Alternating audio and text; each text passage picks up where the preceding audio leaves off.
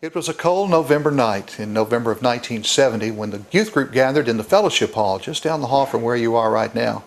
And a young skinny youth director was leading singing and playing games and everybody was having fun. When I walked in and looked around, I was the same age as the kids. We were about 17, 18 years old each. And I looked around and I thought, I can't be a part of this. I don't relate to this. They don't know what life is. I had been through a lot of life up to that point. To the point of dropping out of high school, going in the Marine Corps, coming out of the Marine Corps, and being totally useless as a dropout, or at least that's what I thought. Until November of 1970, when they gathered in that group, and Tony Vincent stood up and told a story about his family and his background and some of the things that he had been through. And I realized then that my life was even worse. In fact, I said to myself, you don't know how bad it can be. I've been there and you haven't. Absolutely he had too. But I was in a place that I was totally immersed in my own life that was on its way to death. And I'm firmly convinced of that at that point in my life. After he finished, this anger boiled up inside of me and this real, not resentment, but a bit of an envy came up in me and said, I want what they have and I don't know how to get it and I'm not worthy to have it and I've done too many bad things and all of those excuses that many of us have given and many of you may be giving right now. And I said, I'm just not good enough. I don't know how I'm going to get out of this.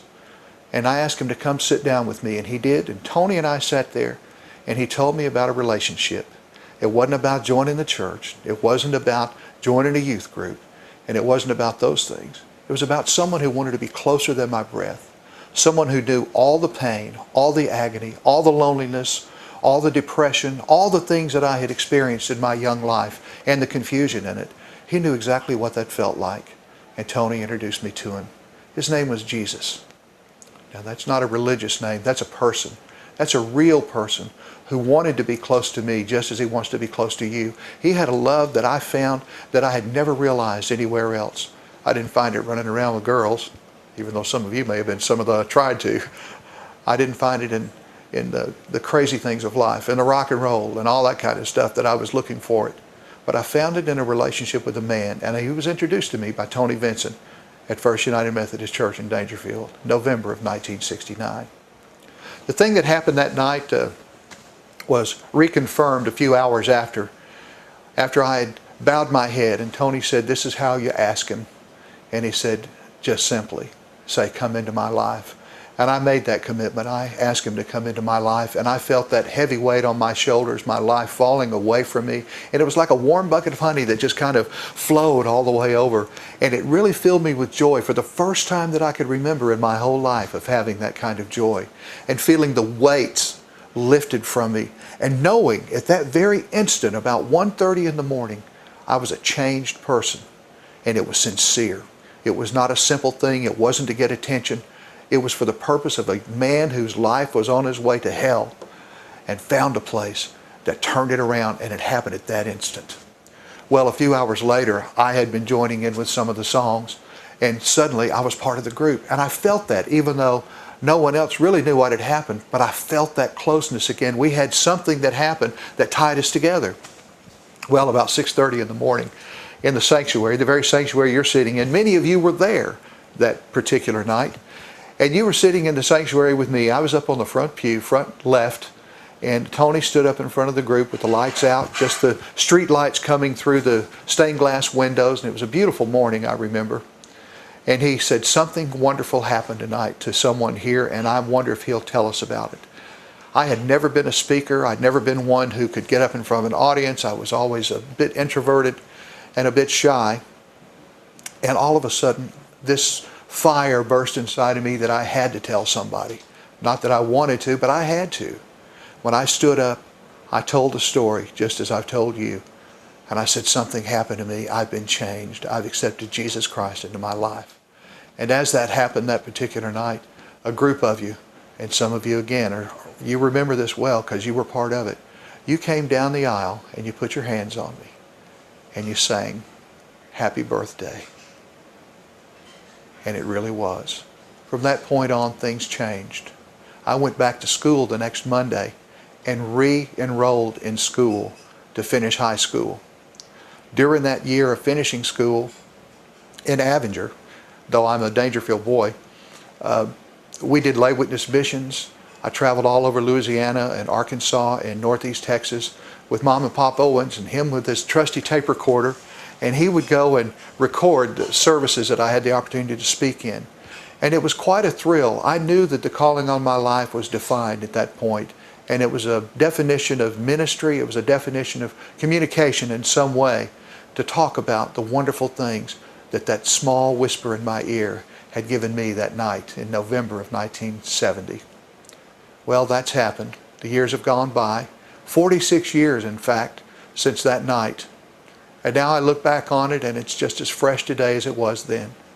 And some of you were there, and I hope that you've not lost that glimmer in your heart. I hope that you've not lost that vision or that wonderful memory that happened in those days. I hope that it's still very much alive for you. And if it isn't, today is a perfect day to recommit to that. Go back and find that spark, because we used to sing, sitting with guitars. There was many of us who sat around and sang wonderful songs. But one of the songs that we learned back then was, it only takes a spark to keep a fire going. You want to pass it on. And if your spark seems to be dwindled down, today is the day for that commitment.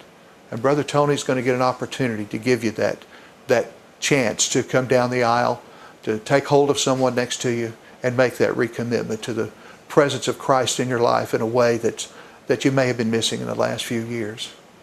If you feel like you've been there and He's still got a hold of you, that's wonderful. Thank Him for it. And we're going to do all that together. So my testimony has traveled around the world. I've been to India as a Peace Corps volunteer, went to school, have a family. My children are all grown, as yours are. I've had the opportunity to travel in 46 states and 29 foreign countries around the world, either singing, speaking, doing some kind of work, and it's been an amazing life. In fact, my daughter tells me I'm the only man she's ever met that doesn't have a bucket list, and I really don't. I've done everything I've ever wanted to do, and I've still continue to, even at my age and with bad knees.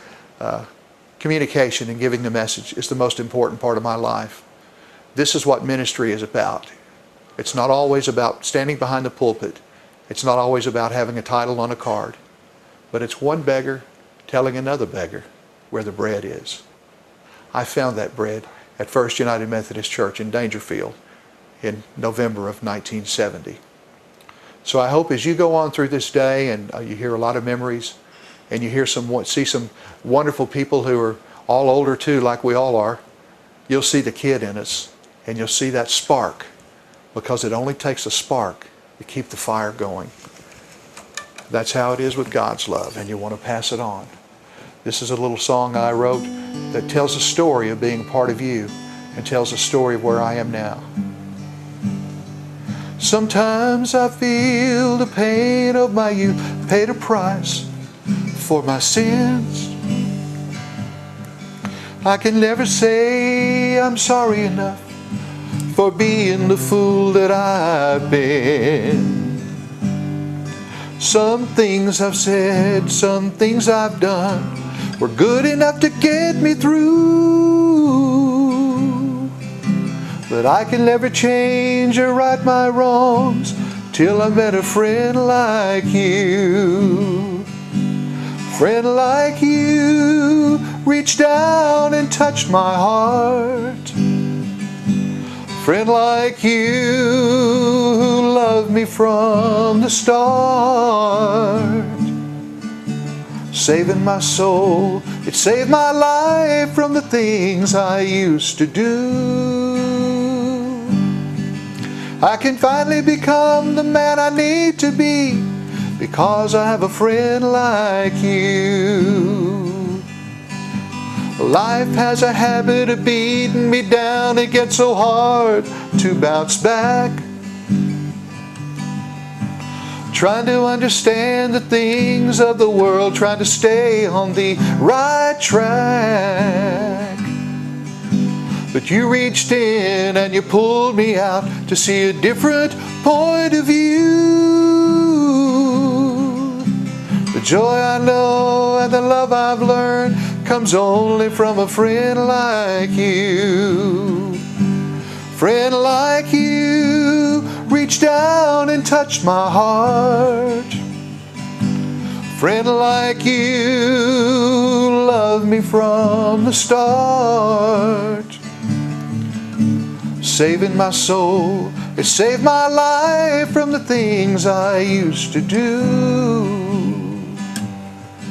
I can finally become the man I need to be because I have a friend like you. I can finally become the man I need to be because I have a friend like you. Like you. I want to thank you all for being a friend to me all these years and being family. I thank you for the wonderful memories we've had together and the wonderful ones we'll talk about in eternity one day at another homecoming. And it's going to be wonderful then too. Please enjoy the day, accept my blessing, and let the Lord lead you to a wonderful place of peace today as you celebrate that 170th anniversary. God love you and I love you. We'll see you again soon.